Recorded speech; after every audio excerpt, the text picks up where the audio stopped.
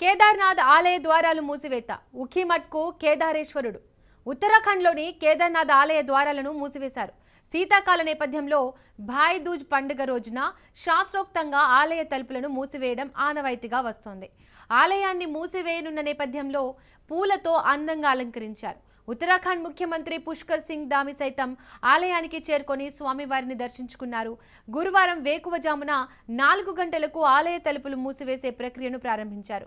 ఉదయం 4 గంటలకు ప్రత్యేక పూజలు ముగిసిన తర్వాత ద్వారాలను మూసివేసి పంచముఖి డోలి యాత్ర ఉఖీమఠ్కు బయలుదేరతారు.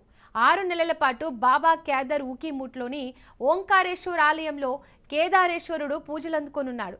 కేదార్నాథ్ ఆలయ తలుపులు మూసివేత అనంతరం స్వామివారిన పంచముఖి ఉత్సవ డోలి యాత్రగా తరలించారు. ఈ డోలి యాత్ర సందర్భంగా వేలాది మంది భక్తులు ఇండియన్ ఆర్మీ బ్యాండ్తో కలిసి నృత్యాలు చేశారు. ఈ ఏడాది కేదార్నాథ్ యాత్ర సందర్భంగా 17.39 లక్షల మంది భక్తులు బాబా కేదార్ను దర్శించుకున్నారు. ఆలయ ద్వారాలు తెరిచిన నాటి నుంచి పెద్ద సంఖ్యలో భక్తులు తరలివచ్చారు. బుధవారం సాయంత్రం దాదాపు 5,000 భక్తులు దర్శించుకున్నారు.